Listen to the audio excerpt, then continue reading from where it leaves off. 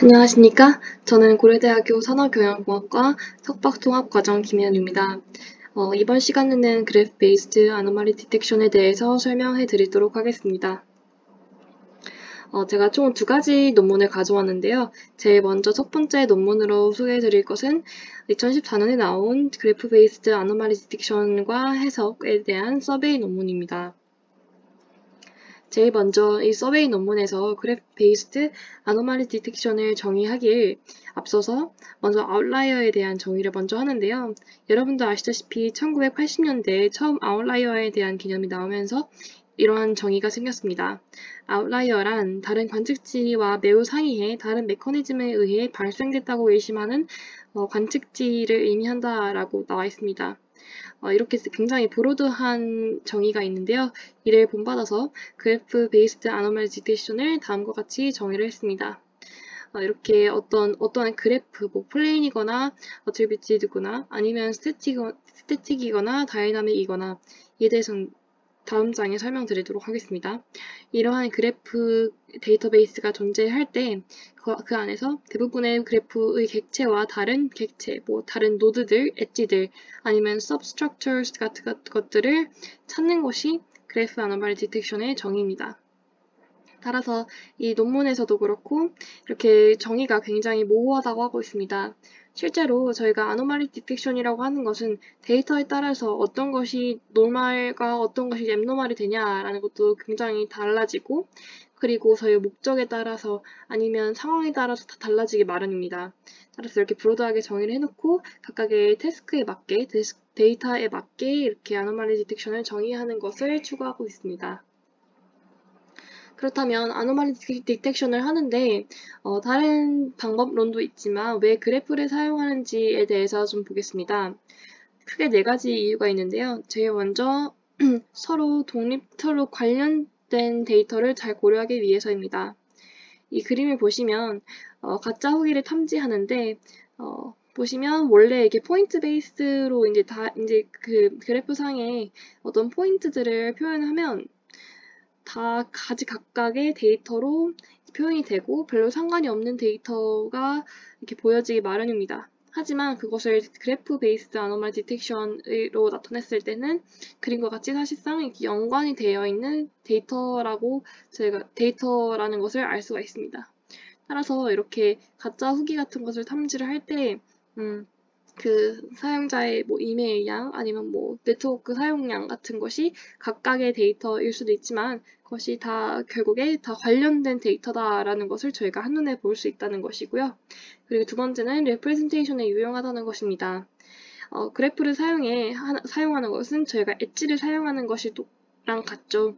따라서 엣지를 통해 관련된 노드들에 대한 이런 정보들을 잘 표현을 할 수가 있고 그리고 많은 노드와 많은 엣지들의 각각의 애트리뷰트들을 잘 담아내 이렇게 특성이 많은 데이터셋을 표현할 수가 있습니다. 세 번째로 아노말리들은 서로 관련된 특성을 가지고 있기 마련입니다. 하나의 아노말리는 그 장소에 혼자 존재할 수도 있지만 다른 아노말리와 연관성이 크거나 개연성이 크거나 인과관계가 있을 수도 있습니다. 따라서 관련된 그룹과 관련된 사용자에서 아노말리가 같이 등장할 수 있는 가능성이 큰데요. 예를 들어서 습도로 인해 어떤 한 기계가 고장이 나서 로그 데이터 상에서 앱노멀 데이터가 발생했다고 봅시다. 그렇다면 그 습도로 인해서 같은 장소 안에 있는 다른 기계도 이제 앱노멀 데이터를 나타낼 수 있는 확률이 높아지고 따라서 저희가 이렇게 아노말리가 서로 연관되어 있는 특성을 가지고 있기 때문에 그래프를 사용하면 이를 더 잘 알 수가 있습니다. 마지막으로 이런 adversarial attack에 대해서 굉장히 로버스트한데요. 예를 들어서 어떤 사기를 탐지를 하는데 사기를 탐지하는 사람은 이메일이나 아니면 네트워크 다른 것에 대해서 정상인 사람들과 다른 패턴을 나타나기 일상입니다. 하지만 그 사람들이 이제 사기를 발각되는 것을 막기 위해서 로그인 시간이나 IP 주소를 다시 노멀로 조작했다고 봅시다. 하지만 다른 네트워크, 돈 거래량, 이메일 등에서 또 다른 이제 이상한 행동을 보일 수 있기 때문에 이런 것을 저희가 그래프를 활용하면 더 쉽게 탐지할 수 있다는 것이죠. 네, 그 다음으로는 그래프의 분류에 대해서 알아보겠습니다. 크게 두 가지 기준에 의해서 그래프를 나눴는데요. 제일 먼저 어떻게 하나의 그래프냐 아니면은 이제 시간대별로 여러 개의 그래프를 가지고 있느냐에 따라서 스태틱과 다이나믹 그래프로 나눌 수가 있습니다. 말 그대로 스태틱 그래프는 이렇게 스냅샷, 즉 한 장에 이렇게 그래프를 보여주는 것이고요. 다이나믹 그래프는 시퀀스별로, 이제 시간대별로 여러 가지 그래프의 양상을 보여주는 것을 나타냅니다. 그 후로 그 다음에 이제 다음 기준으로는 그래프가 각각의 뭐 엣지나 노드들의 특성을 갖고 있냐 안 갖고 있냐라는 것에 따라서 플레인과 어트리뷰티드 그래프로 나눌 수가 있습니다. 플레인 그래프는 이렇게 구조적인 형태만 가지고 있고 어트리뷰티드 그래프는 거기에 플러스 노드들 또는 엣지들의 애트리뷰트 즉 특성들을 이렇게 가지고 있는 그래프의 형태입니다. 자, 그러면 먼저 스태틱한 그래프에서 아노말리 딕테이션을 어떻게 하는지를 봅시다. 말 그대로 스태틱은 어떤 이렇게 시간대별로 여러 개의 그래프의 변화 양상을 보여내는 것이 아니라 하나의 스냅샷을 그리고 있습니다. 그래서 이렇게 스냅샷, 즉 한 장의 그래프가 있을 때 그 안에서 이제 희소하고 다른 그래프의 패턴을 벗어나는 노드 엣지나 서브스트럭처를 찾아내는 것입니다. 아래 그림은 이고 네트워크에 대한 것인데요. 이것은 다음 장에서 자세히 설명드리도록 하겠습니다. 네, 그래서 이렇게 먼저 스태틱 그래프이면서 플레인 그래프에서 아노말리 디텍션을 어떻게 하는지에 대해서 살펴보도록 하겠습니다. 스태틱이고 플레인한 그래프는 스냅샷, 즉 한 개의 그래프가 주어지고 그리고 어트리뷰트도 주어지지 않습니다. 따라서 저희가 갖고 있는 유일한 정보는 구조입니다. 그래서 구조를 통해서 이제 아노말리 디텍션을 해야 되는데요. 먼저 구조 기반 중에서도 이제 피처 베이스드를 기법들을 먼저 보시면 여기서는 그래프 구조를 활용해 중심들로부터 이상치를 탐지합니다.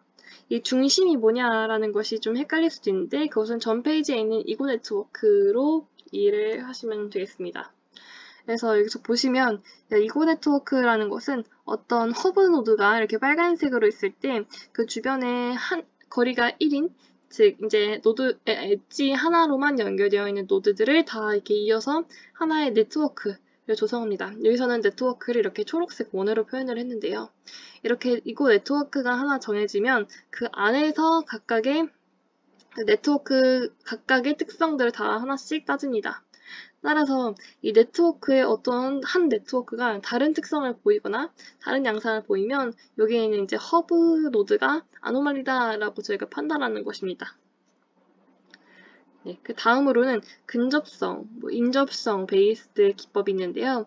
이것은 말 그대로 근접성, 얼마나 근접한지, 얼마나 가까운지를 활용해 이렇게 근접한 객체들은 같은 클래스에 존재한다라는 것을 말하고 있습니다. 그 다음으로는 커뮤니티 기반인데요. 이것은 어떤 노드들이 각각의 군집, 커뮤니티를 이루고 그 커뮤니티 안에서 이제 특징을 따지고 그래서 아노말리를 디텍트하는 것입니다. 여기에 대해서는 대표적으로 스캔과 어토파트 두 가지 방법이 있는데 다음 장에서 자세히 설명드리도록 하겠습니다. 먼저 스캔의 방법은 무엇이냐면요. 비정상 노드들을 탐지하는 것입니다. 이 그림 예시를 보시겠습니다. 이렇게 스캔 방법에서는 파라미터가 존재하는데요. 이 파라미터 아래의 파라미터는 0.7, 0.8, 0.9의 값을 갖고 있고 그것은 군집 내 응집성을 의미하고 있습니다. 먼저 0.7인 그래프부터 보시겠습니다. 이것은 군집 내 응집성이 0.7이기만 하면 됩니다. 따라서 다른 그래프에 비해서 응집해야 되는 정도가 조금 낮습니다. 그러면 이제 6개, 7개까지 노드들이 하나의 군집을 이룰 수 있다는 것입니다. 따라서 빨간색 7번 노드가 이제 허브 노드로 정해졌을 때 이제 군집들을 이렇게 파란색, 노란색 군집들이 이루고 이 군집에 속하지 못한 14번째 노드가 이제 아웃라이어가 되는 것입니다. 거기서 이제 응집성이 좀 더 강해져서 응집성이 0.8이 됐을 때는 이게 7번 노드가 허브이고 한 7개까지 하나의 군집을 이루진 못하겠죠. 따라서 한 2개, 3개 정도가 노드가 이제 클러스터를 이루고 거기에 따라서 10번 노드가 허브가 될 수도 있고 그리고 각각의 군집들이 이루어지고 마지막으로 그 군집들에 속하지 못하는 14번 노드가 아웃라이어가 되고 저희가 이렇게 탐지를 할 수 있습니다. 그리고 마지막으로 응집성이 0.9인 그래프를 봤을 때는 이것은 군집이 돼야 되는 조건이 너무 강하기 때문에 아무것도 군집을 이루지 못하고 모든 노드가 다 아웃라이어로 판단되는 것입니다. 따라서 스캔과 같은 경우에는 군집 내 응집성이 0.8 정도면 좋은 것으로 볼 수 있고 이런 식으로 14번 노드를 아웃라이어다라고 저희가 판단할 수 있는 것입니다. 그 다음에 어토 파트는 무엇이냐 하면 어토 파트는 비정상 엣지를 감지하는 것입니다. 네, 저희가 갖고 있는 정보는 구조밖에 없다는 것을 잘 기억해 주셨으면 좋겠습니다. 따라서 이렇게 그 구조 안에서 구조만 보고 비정상 엣지를 탐지하는 방법은 다음과 같은데요. 우선 어토 파트를 저희가 할 때 이렇게 토탈 코스트식을 다음과 같이 정의를 합니다. 코스트는 디스크립션 코스트와 코드 코스트의 합으로 표현할 수 있는데 디스크립션 코스트는 쉽게 말해서 유지 비용이라고 생각하시면 될 것 같고 코드 코스트는 정보력이라고 생각하시면 될 것 같습니다. 따라서 K가 1일 때의 예시를 봅시다. K가 1일 때는 모든 노드, 모든 클러스터들을 다 갖고 있기 때문에 이 군집들이 하나의 군집이 다 모든 것을 갖고 있기 때문에 유지 비용은 굉장히 많이 듭니다. 하지만 정보력은 그 어떤 것들보다 최고입니다. 모든 정보를 다 누락하지 않고 갖고 있기 때문입니다. 하지만 유지 비용이 많이 되겠죠. 그리고 K가 2일 때를 보시면 유지 비용은 좀 적게 듭니다. 하지만 좀 손실된 정보들이 있기 때문에 정보력은 좀 떨어지는 값을 갖고 있습니다. K가 3일 때는 유지 비용은 더 적게 들지만 정보력이 아주 누락되는 그런 아쉬운 양상을 보일 수 있겠죠. 이런 식으로 이렇게 토탈 코스트 식을 활용해서 최적의 K를 찾습니다. 그래서 최적의 K가 2라고 보시면 그렇게 클러스터가 2개로 이루어지면 되겠다라고 저희가 판단을 하고 전체 노드들을 이제 2개의 클러스터로 나눕니다. 그리고 이렇게 까만색으로 아래 그림의 까만색 사각형으로 클러스터들을 이뤘을 때 그 클러스터들을 잇는 엣지가 있을 것입니다. 그 엣지를 브릿지라고 표현을 하는데요. 이렇게 브릿지가 되는 엣지를 제외를 했을 때 위에서 정의한 코스트가 확연히 바뀌면 이 엣지는 없어지는 것이 좋겠구나 라고 판단을 해서 이 브릿지, 이 엣지는 애초에 아웃라이어였구나 라고 저희가 볼 수 있다는 것입니다. 네, 그 다음에는 스태틱이면서 애트리뷰티드한 그래프에서의 아노말리 디텍션을 어떻게 하는지를 보시겠습니다. 여기서는 이제 attributed 그래프이기도 하니까 구조 정보와 특징 정보 두 가지를 다 갖고 있습니다. 네. 그리고 여기서 제가 제시하고 있는 방법은 제가 말씀드린 방법은 엣지 센트릭 방법인데요. 엣지 센트릭 방법이란 엣지 애트리뷰트들을 분석해 아노말리 탐지하는 방법입니다. 예시를 보시겠습니다. 왼쪽 그림과 같이 노드들이 의미하는 것은 사용자와 영어를 나타내고 있습니다. 그리고 엣지가 의미하는 것은 평가를 하는 것이고 엣지의 attribute가 이제 1점부터 5점까지의 평가 점수로 볼 수가 있습니다. 네, 그렇다면 여기 이제 엣지 센트릭 방법에서 정의하고 있는 abnormality 스코어는 다음과 같이 정의를 할 수 있는데요. 먼저 앞의 값과 뒤의 값을 곱하는 것입니다. 그래서 앞의 값, 즉 절대값으로 되어 있는 값은 노드 V와 연결된 엣지로부터 계산된 attributed 벡터의 크기라고 보시면 되겠습니다. 그리고 여기서 뒤에 KL 다이버전스로 표현하고 있는 이 값은 무엇이냐면 이렇게 V, 즉 노드 V의 확률 분포와 모든 attributed의 글로벌 확률 분포 간의 KL 다이버전스를 표현하고 있는 것입니다. 따라서 이 두 값을 곱한 것을 abnormality score라고 보고 있는데요. 이 값을 곱함으로써 다음과 같은 두 가지 해석을 할 수 있습니다. 먼저 유저 1과 유저 2 간의 K 다이버전스가 같습니다. 그리고 유저 1의 F 절대값 값이 유저 2의 값보다 더 크다면 전체 abnormality 스코어가 유저 1이 유저 2보다 더 크고 유저 1이 abnormal이라는 것을 알 수가 있는데요. 그것은 무엇이냐 하면 이제 K의 다이버전스가 동일하고, 즉 내린 평가의 양상들 디스트리뷰션들이 비슷하고, 하지만 더 많은 평가를 내린 사용자가 비정상이다 라는 것을 저희가 의미를 담고 있습니다. 두 번째 해석으로는 유저 1의 K 다이버전스가 유저 2의 다이버전스보다 더 크고, 그리고 attribute를 내린 개수는 같으면 그 유저 1의 abnormality 스코어가 2보다 더 높다라는 것을 의미하고 있습니다. 이는 평가 개수가 동일할 때 다른 분포의 평가를 내린 사용자가 더 비정상이다 라는 것입니다. 두 번째는 어느 정도 납득이 가시겠죠. 네, 어떤 시리 전체를 비교했을 때 다이버전스가 더 이상한 것이 더 비정상이다라는 것은 납득이 가능한데, 첫 번째 해석은 사실 평가가 더 많다고 해서 abnormal인가 라는 의문이 들 수도 있습니다. 논문에서 이렇게 나와 있지만 이렇게 굳이 뜻을 가하자면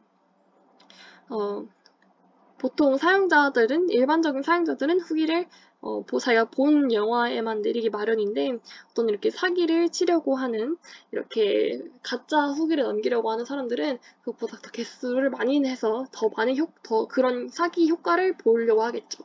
네, 그런 양상에서, 그런 뜻에서 이렇게 평가 개수가 많으면 abnormal이다라고 저희가 보고 있다는 것입니다. 네, 다음으로는 스태틱하지 않고 다이나믹한 그래프에서의 아노말리 디텍션의 정의를 보시겠습니다. 네, 다이나믹한 것은 말 그대로 이제 스냅샷이 주어지지 않고 하나의 시퀀스가 주어지는 것입니다. 그래서 그래프에 시퀀스가 보여질 때 변화나 이벤트에 해당하는 타임 스텝을 찾거나, 아니면 그 원인이 되는 노드나 엣지 그리고 서브스트럭처들을 보는 것이 정의입니다. 네. 그리고 여기서 이제 시퀀스에서 abnormal이라고 하는 것은 좀 다양한 용어로 표현할 수가 있는데, 뭐 어디서는 change 아니면 event라고 표현도 하기도 하고요. 따라서 여기 다이나믹 그래프에서의 anomaly detection은 뭐 event detection 아니면 change point detection 아니면 뭐 순간적인 이상 패턴 디텍션이라고도 표현하기도 합니다. 네, 그러면 다이나믹한 그래프에서의 anomaly detection은 어떻게 하는지 보시겠습니다. 여기서는 제일 먼저 abnormal한 노드를 찾기 위해서는 그림 예시를 한번 보시면 6번 노드가 처음에는 이제 커뮤니티 2에만 속했다면 그 다음으로는 이 교집합에 속하게 됩니다. 그리고 이 변화했다는 것과 더불어서 다른 노드들은 같은 커뮤니티에 계속 속하고 있습니다. 따라서 이 두 가지의 조건이 충족되면서 6번 노드가 abnormal한 노드라고 저희가 판단할 수 있는 것입니다. 네, 비슷한 양상으로 abnormal한 엣지를 보시면, 여기서 그 3번과 4번에 있는 엣지를 보시면 다른 엣지들 같은 경우에는 이제 weight가 그대로 아니면은 조금 이동하는, 조금 변화하는 것을 볼 수가 있는데, 3번, 4번에 있는 엣지 같은 경우는 굉장히 크게 변화를 합니다. 그래서 이렇게 크게 변화함과 동시에 다른 엣지들은 변화를 하지 않으므로, 이 두 가지 조건이 충족되므로 이 엣지는 abnormal하다라고 저희가 볼 수가 있는 것입니다. 네, 따라서 이 논문에서 그 다음으로 말하고 있는 것은 이제 anomaly detection의 해석, description 부분인데요. 먼저 위에서와 같이 제가 전에 이렇게 anomaly detection의 그래프로 분석을 했을 때의 정의를 말씀드렸습니다. 이 정의를 토대로 이렇게 description 문제는 어떻게 하는 것이냐면, 먼저 anomalies들 저희가 이제 알고 있습니다. 어떤 노드들, 어떤 엣지들이 abnormal하다는 것을 알고 있으면 거기서 각각의 anomaly의 원인, 요소가 되는 것을 저희가 파악하는 것이 또 하나의 문제인데요. 저는 그것을 아노말리 원인을 역으로 파악하는 것이라고 보겠습니다. 그래서 이렇게 예전 방식으로는 어떤 소스 노드와 상응되는 관련 타겟 노드들을 연결시키면 하나의 서브 그래프가 형성이 돼서 그 서브 그래프 안에서의 이제 아노말리가 되는 원인들을 파악하기 쉽다라고 말하고 있습니다. 그 예전 방식을 좀 더 이해하기 편하기 위해서 아래 예시를 가져왔는데요. 소스 노드라고 해서 저희가 정말 범죄자라고 가지고 있는 이런 노드들이 있습니다. 그리고 그 노드들과 상응하는 관련된 타겟 노드들, 이런 피해자를 저희가 노드들을 가지고 있습니다. 이렇게 범죄자와 피해자를 같이 묶어서 하나의 서브 그래프를 만들고 이렇게 서브 그래프를 분석을 하면 저희가 이렇게 공통적인 특징이 소시오패스 또는 사이코패스가 되겠구나라는 그런 원인을 제가 알기 쉽게 느껴진다는 것입니다. 이렇게 서브 그래프를 형성해서 뭐 특징을 더 찾기 쉽다라는 것은 저희가 납득이 가능한데 이것을 어떻게 찾는지, 원인을 어떻게 추출하는지는 되게 중요한 이슈가 되겠죠. 이것을 많이 찾아봤는데 논문에서는 intuitively라고 해서 직관적으로 할 수 있다 라고 나와 있는데 좀 아쉽게 나와 있는데 좀 더 찾아보니까 2018년까지만 해도 룰 베이스드로 찾고 있고요. 그리고 2019년에 나온 논문에서는 확률 베이스드로 이제 각각의 확률을 따져서 어떤 특징이 이 그래프를 가장 잘 표현하고 있는지를 보고 있다고 합니다. 그리고 다투닷이라고 하는 그런 또 다른 방법도 있는데요. 이 다투닷 같은 경우는 마킹된 노드들을 연결하는 가장 단순한 패스를 결정하는 방법입니다. 따라서 다투닷 방법으로도 이 아노말리의 원인을 역으로 파악할 수 있다라고 나와 있습니다. 그것을 보시면 먼저 위에 같은 경우는 위에 두 가지 그림은 다투닷이 무엇인지를 나타내는 그림인데요. 이렇게 파란색으로 마킹된 노드들이 있습니다. 네, 전체 노드가 아니라 이렇게 마킹된 몇 개의 노드들이 있는데 그 노드들을 연결하는 가장 단순한 패스로 표현하는 것이 다투덧입니다. 그리고 이제 다투덧을 이용해서 아노말리를 찾는 것은 어떻게 하냐면 저희가 이제 먼저 원인을 역으로 파악할 때는 아노말리를 먼저 알고 있으므로 이렇게 아노말리들을 이렇게 마킹을 시킵니다. 이 그림에서처럼 까만색 노드로 이렇게 마킹을 시키고 그 마킹된 아노말리들을 각각의 이제 서브 그래프로 나눕니다. 노란색 서브 그래프, 초록색 서브 그래프 이렇게 여러 개로 나눈 다음에 각각의 그룹 내에서 커넥션을 찾고 그리고 여기서 이제 아노말리들도 세분화되므로 각각의 특징, 군집에서 각각의 특징을 찾는 것이 하나의 방법이라고도 합니다. 네, 여기까지가 서베이 논문이었고요. 이 다음부터는 이제 2019년에 나온 Anomaly Detection with GCN에 대해서 설명드리도록 하겠습니다. GCN에 대해서 설명을 드릴 건데요. GCN은 CNN에서 나온 방법이기 때문에 CNN도 간단하게 하고 넘어가겠습니다. 합성곱 신경망이라고 해서 CNN은 주로 이미지를 분석할 때 많이 쓰이죠. 이미지는 그래프라고도 표현을 하면 노드 간의 연결이 규칙적이고 각 노드의 픽처가 RGB인 그래프라고도 볼 수가 있습니다. 네. 그리고 이미지 같은 경우는 각 픽셀들의 위치 정보가 굉장히 중요하기 때문에 데이터의 구조를 파악하는 것이 필요하고 그 구조를 파악하려면 컨볼루션 연산을 활용하는 것이 효과적이기 때문에 이미지를 분석할 때 CNN을 쓰고 있습니다. 하지만 그래프도 마찬가지로 이렇게 데이터의 구조를 반영을 해야 되고 따라서 저희가 이미지가 구조를 반영을 했듯이 저희도 이제 CNN을 사용을 하는데 그래프에서 CNN을 활용하는 것을 이제 GCN이라고 말하고 있습니다. 네, 그래서 CNN과 같은 구조로 GCN을 볼 수 있는데요. CNN 같은 경우는 각 레이어를 거치면서 컨볼루션 연산을 수행을 하고 그래서 각 픽셀 값을 업데이트하는 것인데요. GCN은 비슷하게 이제 레이어를 거치면서 컨볼루션 연산을 수행을 하는데 이때는 픽셀 값보다는 이제 그래프 값, 어떤 노드의 피처 값을 업데이트하는 방식으로 이제 레이어를 거치게 됩니다. 그래서 GCN의 인풋과 아웃풋에 대해서 보시겠습니다. GCN의 인풋은 크게 두 가지로 볼 수가 있습니다. 먼저 각각의 노드들의 피처를 나타내고 있는 피처 셋이 있고요. 여기서 노드가 n개가 있고 각각의 노드가 d개의 피처를 가지고 있다고 볼 수가 있습니다.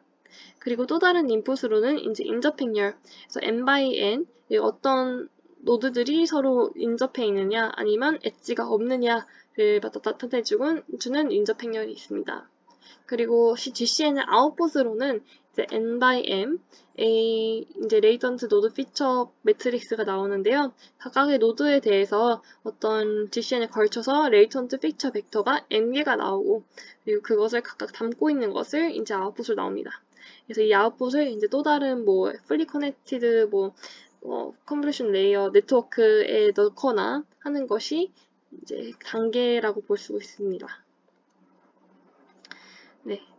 GCN은 따라서 전에 말씀드린 그래프 분류에서는 어트리뷰티드 그래프라고 볼 수가 있습니다. 어떤 구조적인 특징과 각각의 노드 피처들을 갖고 있습니다. 따라서 이렇게 그래프 G는 가로해서 A, X라고 표현을 할 수가 있는데요. A는 인접행렬, 즉 그 그래프의 이제 구조적인 특징을 포함을 하고 있고, X는 여기서 피처 매트릭스를 말하는데요. 따라서 이 피처들, 각각의 피처 정보를 갖고 있다. 따라서 이렇게 구조적인 특징과 어트리뷰트 특징을 두 가지를 인풋을 하고 있다라는 것을 볼 수가 있습니다. 그리고 레이턴트 노드 피처 매트릭스가 만들어지는 식은 아래와 같은데요. 두 번째에서는 이제 A와 X를 인풋에 넣고 컨볼루션을 시행한다라고 이제 단순하게 보는 것인데, 자세하게 이제 마지막에서 보시면 A와 X와 W를 곱하고 그것을 이제 비선형 활성화를 태운다라는 구조를 저희가 볼 수가 있습니다.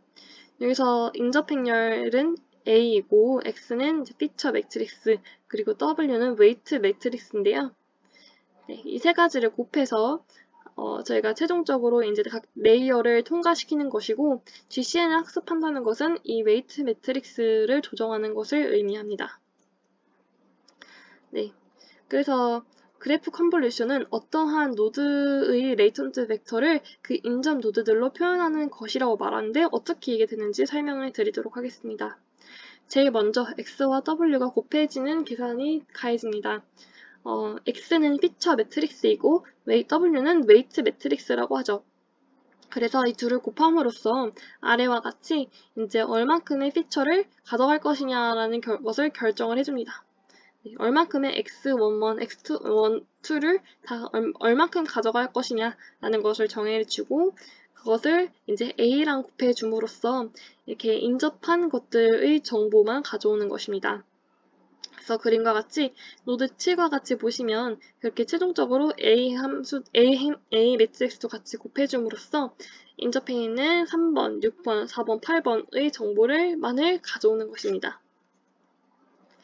네, 이것을 그림으로 정리를 하면 제일 먼저 인풋 단계부터 보시겠습니다.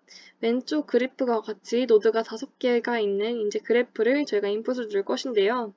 이렇게 인접행열, 5x5 인접행열이 있고, 그리고 각 노드들의 피처, 이름, 성별, 나이를 갖고 있는 이제 피처 매트릭스를 저희가 또 넣고, 그리고 웨이트 매트릭스도 넣어줍니다.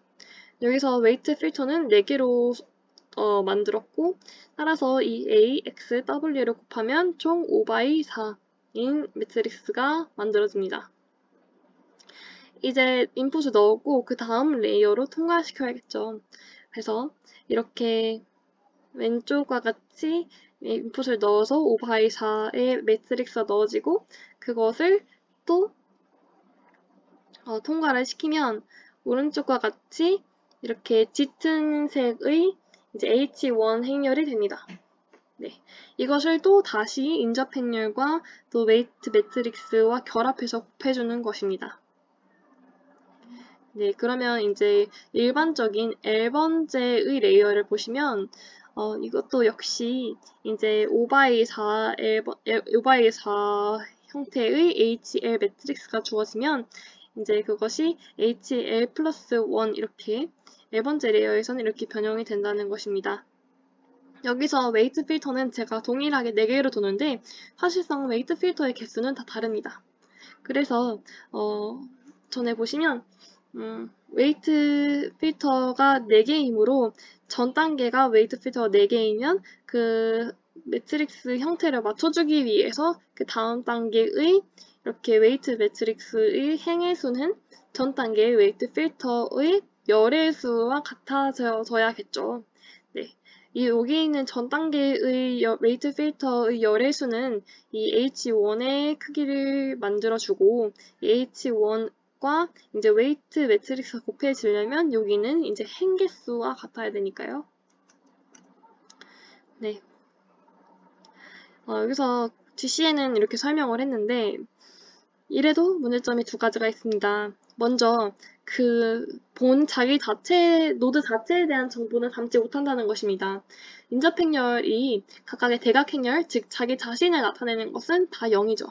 따라서 0과는 곱해지지 않기 때문에 자기 자신에 대한 정보는 가져갈 수 없다는 것입니다. 그리고 또 다른 문제점으로는 인접행렬 A는 기본적으로 정교화되지 않기 때문에 피처 매트리스를 곱할 경우 크기가 매우 불안정하게 커지거나 작아지거나 할 수가 있습니다.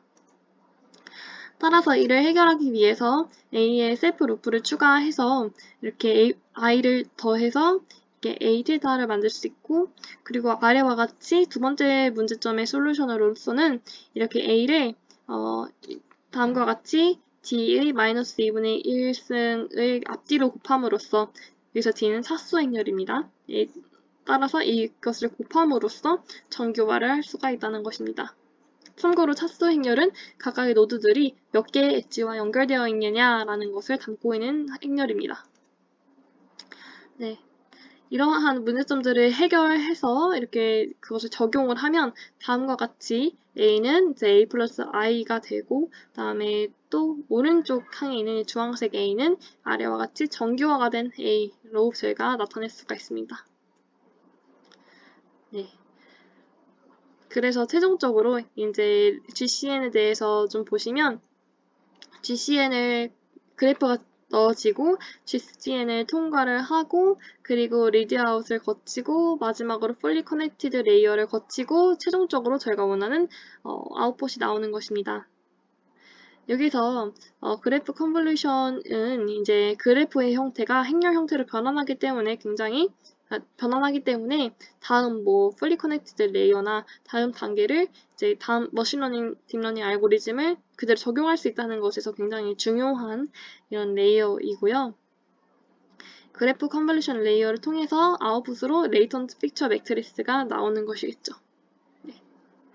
참고로 여기서 리드아웃 같은 경우는 이제 일반적으로 이제 레이턴트 픽처 매트리스를 하나의 벡터로 변환해주는 함수이기 때문에 일반적으로는 평균값을 도출을 하기도 하고, 그래프 클래시피케이션 같은 경우는 리드아웃이 굉장히 중요한데 노드 클래시피케이션 같은 경우는 리드아웃을 쓰지 않는다고 합니다. 근데 아노멀 디텍션은 이제 노드 클래시피케이션이기 때문에 리드아웃을 제외를 하는 것이 원칙입니다. 네. 아래와 같이 K번째 레이어의 출력은 전에 설명드린 이 식으로 표현을 할 수가 있는 것이고요. 그리고 이 논문에서 컨트리뷰션으로 가져가고 있는 것은 이 식인데요. 여기서는 이제 인접행렬을 따질 때 인접행렬을 1 또는 0으로 하지 않고 이렇게 웨이트 펑션을 둬서 바꾼다고 합니다. 따라서 원래 같은 경우는 아래 왼쪽과 같이 1과 0으로 표현을 한다면 이 논문에서는 어떻게 웨이트를 둬서 이렇게 소수점을 나타내는 것인데요. 이것이 무엇이냐 하면 연결성 CIJ 0과 1로 표현되는 것뿐만 아니라 이제 사용자가 유사도 즉 각각의 피처 값을 코사인을 태워서 코사인 함수에 넣어서 그 값과 이제 연결성 C 값을 어느 정도의 웨이트를 둬서 평균을 구한 것을 최종 인접행렬의 이제 값으로 표현하고 있다는 것입니다. 이렇게 표현함에 따라서 오른쪽 그림과 같이 보시면 ASD 같은 유저는 그냥 인접행렬, 단순한 인접행렬을 봤을 때는 떨어지구나. 다른 사용자간 연결성이 아예 없구나 라고 해서 앱노말로 저희가 볼 수가 있었는데, 알고 보니까 다른 피처들의 연산을 고려해 보니까 사실상 연결되어 있는 유저다라는 것을 저희가 볼 수 있다는 것입니다. 네. 그래서 보시면 ASD가 이제 점선과 실선으로 다른 유저들과 연결이 되어 있음을 볼 수가 있습니다. 그래서 이 논문에서 지금 들어주고 있는 예시는 컨볼루션 레이어가 2개가 있는 레이어입니다. 네. 그래서 이 논문에서 보고 있는 이제 실험을 보시면 이렇게 인풋으로 각각의 피처 매트릭스와 그리고 이렇게 웨이티드 펑션을 거친 인접행렬, 그리고 각각의 레이블을 나타내주는 이런 매트릭스, 이 3개가 이제 인풋으로 들어갑니다. 참고로 이 레이블 매트릭스는 이 값이 1, 1, 0, 1이라고 보시면 되겠고, 이게 두 가지 열을 만든 것은 차원을 맞춰주기 위해서 만들었다고 합니다. 네, 그래서 이렇게 레이블까지 같이 넣어줘서 이제 슈퍼바이즈드 형식으로 GCN을 넣어주면 최종적으로 이제 레이턴트 피처 매트릭스가 만들어지는 것입니다. 네. 각각의 트레이닝 단계에서 이렇게 매치 그레디언트 디센트 방식으로 모든 이그젬플에 대해서 크로스 엔트로피를 수행했다고 하고요. 이렇게 아래식을 보시면 저희가 최종적으로 나온 아웃풋 Z 레이턴트 벡터는 이렇게 X와 A를 넣어서 한 문에 태우는 건데, 그것은 무엇이냐 하면 자세하게 나타나면 제일 먼저 이렇게 중간에 보시면 A와 X와 W, Z0를 같이 곱해주고 그것을 이제 한번 렐로에 태워주고, 그것이 또 다음 이제 레이어에 인풋이 돼서 이제 또 다른 W1과 이제 A를 곱해줘서 최종적으로 그것을 이제 소프트맥스를 취한 값이 이제 아웃풋이 되는 것입니다. 네, 그래서 이 논문에서 설명하고 있는 예시를 이제 좀 멀리서 보시면 기본적으로 사용자의 이메일, 디바이스 사용 내역, 아니면 파일들 웹사이트 방문 내역, 아니면 그 사용자가 내린 후기들을 내용 기반 피처, NLP를 진행을 해서 내용 기반 피처들 다 인풋으로 처리한 다음 이제 그것을 제가 전처리해서 사용자의 노드 피처들, 사용자 프로필 또는 인풋 매트릭스, 여기서는 인접 행렬이 되겠죠. 그런 것들로 저희가 표현을 할 수가 있습니다. 그렇게 인풋들이 만들어지면 최종적으로 GCN을 태워서 저희가 하고 싶은 이상치를 탐지하는 것입니다. 네, 그래서 여기서 실험 값인데요. 여기서는 전에 말씀드렸다시피 그냥 다이렉트 커넥션을 사용하지 않고 웨이티드 펑션을 사용을 했고, 그리고 여기서 전에 말씀드렸다시피 웨이티드 펑션을 사용할 때 이제 CIJ가 되는 것은 각각의 이메일을 주고받은 이제 내역. 그래서 내 이메일을 주고받았다면 CIJ가 1이 되고, 안 주고받았다면 그것이 0이 되고, 거기에 플러스 이제 각각의 피처들 간의 코사인 값을 이제 웨이티드 해가지고 더해준 것이죠. 네, 그렇게 해서 실행을 진행을 했습니다. 네, 실험을 진행을 했더니 다음과 같이 이제 다른 CNN 아니면 다른 기법들에 비해서 GCN이 3가지 지표에 대해서 높은 점수가 나왔다라는 것을 알려주고 있습니다. 마지막으로 이 논문의 기여점에 대해서 보시겠습니다. 이 논문은 놀랍게도 GCN을 사용한 아노말리 딕테이션의 첫 번째 논문이라고 합니다. 그리고 두 번째로 이제 인접 행렬을 만들 때 다이렉트 커넥션 0과 1로 표현하는 것이 아니라 웨이티드 펑션을 도입을 해서 더 노드들 간에 더 깊은 피처들을 더 깊은 연관성을 표현했다라는 것이 기여점입니다. 네, 아래와 같은 사진을 넣은 것은 아무래도 이것이 GCN을 사용한 첫 번째 논문이기 때문에 이렇게 그래프를 사용해서 아노말리 딕테이션을 할 때 더 많은 이제 기법들을 사용할 수 있는 더 많은 컨트리뷰션을 낼 수 있는 방법이겠다라고 해서 넣은 사진이고요. 네, 이상으로 발표를 마치겠습니다. 감사합니다.